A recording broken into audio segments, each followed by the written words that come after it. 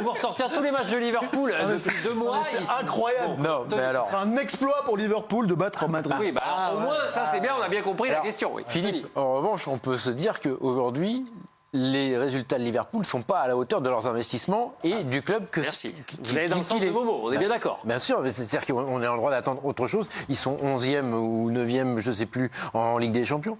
Oui, oui. L'année dernière, ils étaient combien à cette époque? Non, mais si on va par là, Oui, sauf qu'ils n'ont pas les mêmes investissements. Si on va par là, Liverpool en Ligue des Champions, J1 a battu l'Atlético Madrid, 3-2, alors que le Real en a pris 5 dans le derby il n'y a pas très longtemps à l'Atlético. On peut toujours présenter les choses avec telle ou telle référence, tel ou tel résultat. Maintenant, Tony Chaperon, vous qui aimez l'argent, si vous considérez, et le sport, c'est gratuit. Si vous considérez que Liverpool, avec son budget, avec son effectif, avec son stade, avec son historique très récent, pas d'il y a 40 ans, très récent, réaliserait un exploit que de battre le Madrid qu'ils ont battu de la même façon 2-0 la saison dernière en phase de poule, nous non. Voilà. Ce serait un exploit au regard des résultats actuels et des courbes. Un exploit. Au regard des courbes. Ah ouais. Bah oui, il y a une équipe qui performe, à savoir le Real, et une autre qui sous-performe par rapport à ce qu'on est en droit d'attendre. Et le Real Madrid, vous le jugez comment en ce moment? Vous pensez que c'est la meilleure équipe du monde? C'est pas ce que j'ai dit, on parle pas des meilleures équipes. Parce que c'est un exploit. En tout cas, il me semble, à l'heure actuelle, il y a un décalage entre le niveau du Real et celui de Liverpool. Mais peut-être que ça va se corriger avec le temps. Il faut quand même rappeler qu'il y a eu 18 arrivées à Liverpool cet été. Avec 3 records dans les recrues, entre Isaac et Ekitike et Wirtz. Donc 360 millions à eux 3. Donc c'est des records pour le club. Et là, on est en train de se dire... ils sont que 2e ou 3e de Première Ligue et ils sont 11e de Ligue des Champions. Peut-être parce que, et je demande l'avis de Momo et de Léo, le football, c'est pas aussi simple qu'une équation mathématique. T'as beau être champion d'Angleterre, t'as beau dépenser 500 patates à recruter déjà 2 avant-centres, jamais je comprendrais pourquoi ils ont misé autant et aussi cher sur 2 avant-centres, plus Wirtz et les greffes en football. Ça prend pas forcément naturellement, c'est compliqué. Mais ça, c'est leur responsabilité à eux. Estar aquí en este momento y luego si te gusta el fútbol, pues te gusta jugar en un club como este, en los grandes de Europa. El Liverpool lo es, el Real Madrid lo es y fueron años muy buenos y que me ayudaron mucho como jugador, pero seguro que como entrenador también. Todavía recuerdo muchas cosas de aquel entonces que me ayudan para el día a día. Devenu entraîneur du Real, mais votre coéquipier, dans les grandes années de Liverpool aussi, parce qu'il a été buteur lui, lors de Miracle d'Istanbul, et vous avez été son coéquipier juste après, lorsque vous êtes arrivé. Ouais. Pas surpris de le voir comme entraîneur du Real de Madrid, parce que déjà à Liverpool, en étant footballeur, il avait déjà cette faculté justement à pouvoir diriger ses coéquipiers. C'était clairement le bras droit de Rafael Benitez. Donc pour moi, de le voir au Real de Madrid actuellement, je ne suis pas du tout surpris parce qu'il a une grande réflexion, il sait avoir l'humilité d'apprendre, c'est ce qu'il a fait, en tout cas dans son process.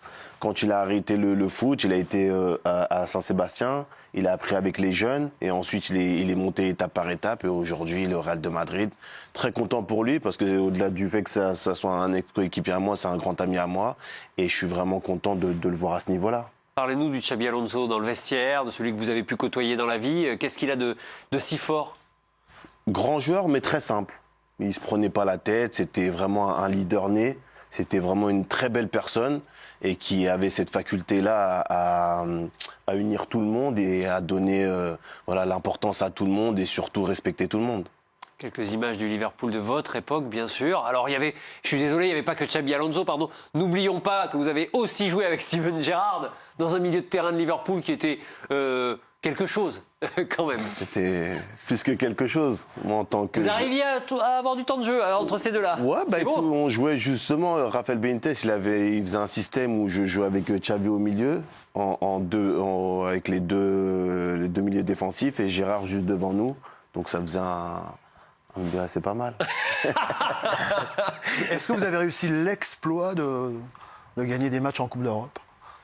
Et ouais. Attendez, quand même. En 2007, vous allez jusqu'en finale. Ouais, jusqu'en finale, on perd en finale contre le Milan AC, donc non, c'était plutôt pas mal, on va dire.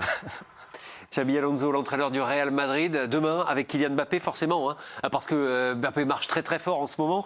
19 buts en 14 matchs avec le Real cette saison, on le rappelle. Le match sera à suivre en intégralité sur Canal+ Sport, vous le voyez les abonnés, et également dans le multi sur Canal avec toutes les autres rencontres. Oui. Le multi va vraiment valoir le détour, ça va sonner.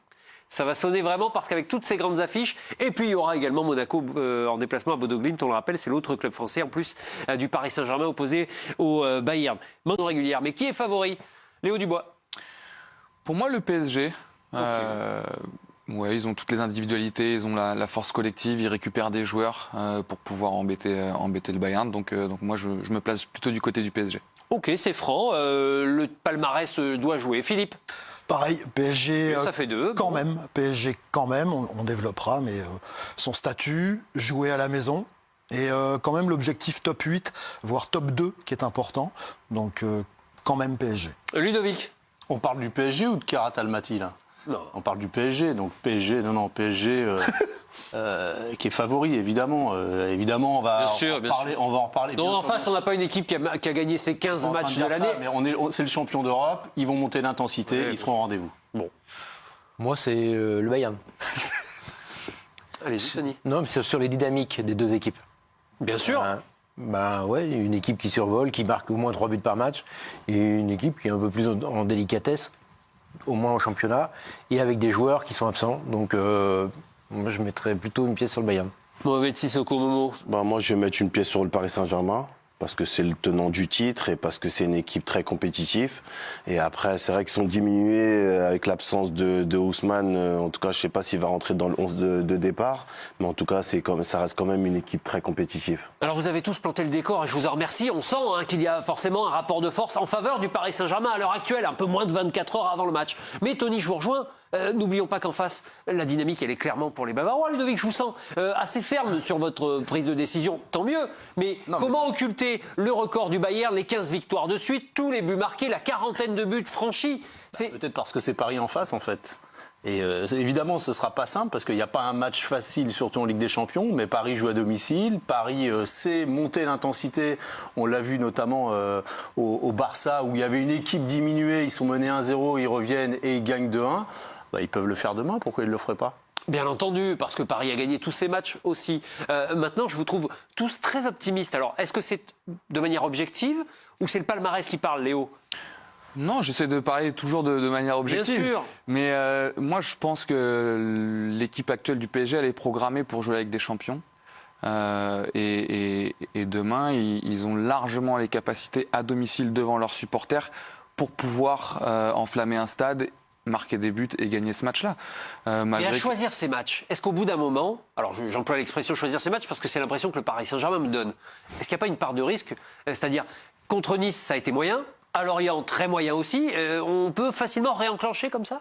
Non, moi je pense pas qu'ils choisissent leur match. Après, il y a une période où physiquement ils sont un peu moins bien. Et forcément, quand il y a des grosses soirées comme celle-ci, ils sont obligés d'hausser leur niveau. C'est plus facile d'hausser son niveau contre le Bayern que d'aller jouer un match de Ligue 1 dans un plus petit stade. Après, demain, ils sont à domicile, le stade va être plein, l'engouement autour du match, tout le monde en parle, nous les premiers. Donc voilà, c'est des soirées où tout le monde a envie d'être présent. Malgré qu'ils soient un peu plus diminués, je pense qu'ils ont toutes les capacités pour pouvoir gagner. Philippe? Il y a effectivement cette tenue de gala que le PSG désormais prend avec grand plaisir, assume de par son trophée de champion d'Europe. Le coach a dit c'est plus gratifiant pour nous il y a quelques jours. Il a reconnu à demi-mot que voilà, c'est pas l'expression choisir ses matchs, je ne sais pas ce qu'elle vaut, mais en tout cas, vu le contexte, on ne va pas le développer, pour moi, Paris, le club a priorisé, dans la période actuelle, des résultats concluants en C1. Non mais bien sûr, mais lorsqu'il y a deux visages sur un terrain, Mohamed, j'aimerais vous entendre là-dessus. Quand il y a deux visages, est-ce qu'on peut facilement changer du tout au tout? Parce que l'équipe contre Nice ou l'équipe à Lorient, il y avait quand même pas mal de titulaires, l'air de rien. Des jeunes, mais beaucoup de titulaires. Ouais, beaucoup de titulaires, mais après, ils haussent leur niveau en fonction de l'adversaire qu'ils ont en face. Donc je pense que le Paris Saint-Germain, actuellement, ils sont conditionnés justement pour aller reprendre une deuxième Ligue des Champions. Donc c'est pour ça qu'ils vont se mettre au niveau pour pouvoir aller compétir, en tout cas contre le Bayern Munich. Alors, lorsqu'on pose la question à l'entraîneur Luis Enrique, c'est assez simple. Olivier Talaron l'a rencontré en début de journée et Luis Enrique, lui, déjà au Parc des Princes, faut pas trop lui en parler non plus quand même du Bayern. C'est étonnant, mais il vous rejoint. 15 victoires de suite, c'est vrai, plus de 50 buts. Les joueurs du Real Madrid sont arrivés à Liverpool, les amis, et comme vous pouvez le constater, il y a eu un moment très émouvant. Xabi Alonso, Trent Alexander-Arnold et Gene Hussein sont partis rendre hommage à Diogo Jota. Trent Alexander-Arnold a même laissé un message à Diogo Jota, je vous le montre juste après. Trent Alexander-Arnold est venu poser son bouquet, mais avant ça, regardez ce qu'il a déposé. Une manette rouge. Et il a même écrit des mots pour Diogo Jota sur la manette. Là, on voit champion 20, le numéro 20 de Diogo Jota. Et sur le côté droit, on peut voir écrire I miss you, c'est-à-dire tu me manques, TAA, Trent Alexander-Arnold. Et ici, nous avons la lettre qu'il a laissée sur le bouquet de fleurs. Dans la lettre, il y avait marqué mon pote Diogo, tu me manques tellement, mais tu as encore tellement aimé. Ta mémoire et celle d'André vivront toujours. Je souris chaque fois que je pense à vous. Et je me souviendrai toujours des bons moments que nous avons partagés. Tu me manques mon pote chaque jour pour toujours. Et il termine la lettre avec la belle signature de Liverpool. Bon, mes madridistas, laissez-moi vous présenter l'actu du Real en ce lundi matin. C'est parti. Tout d'abord, on commence séance d'entraînement prévue pour ce matin à Valdebebas. Alonso lui-même, il a dit, j'ai pas envie de me retrouver avec 200 caméras à un fil, donc on va s'entraîner chez nous, tranquillou. Ils prennent l'avion dans l'après-midi. Il y aura la conférence de presse prévue pour 19h, cette fois-ci à Anfield. On a Arnold qui a donné une interview d'avant-match face à Liverpool. Il a dit que même s'il est sifflé, il peut comprendre que Liverpool, c'est son club de cœur. Il a dit que, en tout cas, s'il marque, il ne va pas célébrer. Moi, je vais dire un truc. Ne faites pas de faute à l'entrée de la surface. Parce que s'il est sur le terrain, il va la mettre dedans. Vous connaissez ses qualités. Moi, je dis, je répète, Arnold, c'est un coup franc, il va la mettre dedans. On parle de l'équipe principale, mais il ne faut pas oublier non plus la Castillas. Ils sont en train de performer en ce moment. Les 5 derniers matchs, 5 victoires. Et en parlant de victoire, hier, c'est Juan Martinez qui a délivré la Castillas avec un but vers la 83e minute. Bien évidemment, de la tête. Notre pépite est en train de monter en puissance. Voici l'action de son but de la tête. Ça vous rappelle qui, sincèrement? Ça vous rappelle qui, sincèrement? La détente, la même dégaine. On a notre Hendrik qui a eu un peu de temps de jeu ce week-end. Et là, il est en train de s'amuser avec Asensio. Il a dit, bon, demain, je te donne mon maillot. Donc, en tout cas, j'espère qu'il aura plus de temps de jeu. On termine avec la composition probable. Pour moi, ça sera à peu près les mêmes joueurs qu'on jouait face au Barça. Donc, charnière centrale, Jean avec Militao. À gauche, Carreras. À droite, Valverde. Au milieu de terrain, on aura Tchouaméni, Güler, Camavinga et Bellingham. Et devant, Vinicius et Mbappé. Mais peut-être qu'il y aura un petit changement. Ici, peut-être qu'il pourra mettre Arnold et monter un peu Valverde. Donc, on verra bien. Avec Alonso, tout est possible. Mais bon, Arnold, ça fait longtemps qu'il n'a pas joué. Donc, je pense que cette probabilité-là, elle sera un peu compliquée. Mais bon, on verra bien. Donc, voilà mes madridistas, quelques infos côté Real en ce lundi matin. Gros coup dur pour le Real Madrid à J-1 du match de Ligue des Champions demain soir du côté de Liverpool parce que Franco Mastantuono est blessé les gars. Donc il souffre d'une pubalgie. La durée de son indisponibilité est encore inconnue mais pour demain les gars ça ne sera pas possible pour lui de jouer. Et à noter les gars il y a pas mal de joueurs les gars qui ont des pubalgies. Qu'est-ce qui se passe avec cette blessure hein? Donc Lamine Yamal il a cette blessure. Nico Williams également. Et maintenant Franco Mastantuono. Toujours du côté du Real Madrid, les gars, notez que cette équipe va jouer ses 6 prochains matchs à l'extérieur. C'est fini là, le Bernabéu. Prochain match, les gars, ça sera le 7 décembre prochain. Alors qu'on vient à peine de démarrer le mois de novembre. Donc Liverpool, le Rayo. Donc après, bien sûr, ça sera la trêve internationale. Et les 4 prochains matchs après la trêve, les gars, de nouveau à l'extérieur. Elche, Olympiakos, Gérone et l'équipe de Bilbao. Donc retour le 7 décembre prochain contre le Celta Vigo au Bernabéu. Et on finit aujourd'hui avec Erling Haaland, double buteur ce week-end avec son club de Manchester City. Et regardez cette stat folle les gars, Haaland a marqué plus de buts en Première Ligue cette saison que 10 clubs. Erling Haaland, il a inscrit 13 buts cette saison en Première Ligue. Et Burnley, ils en ont inscrit 12. Fulham, ils en ont inscrit 12. Newcastle, ils ont inscrit seulement 10 buts. Hein. C'est faible quand même pour un club comme Newcastle. Aston Villa, c'est 9 buts. Et Wolverhampton, c'est seulement 7 buts.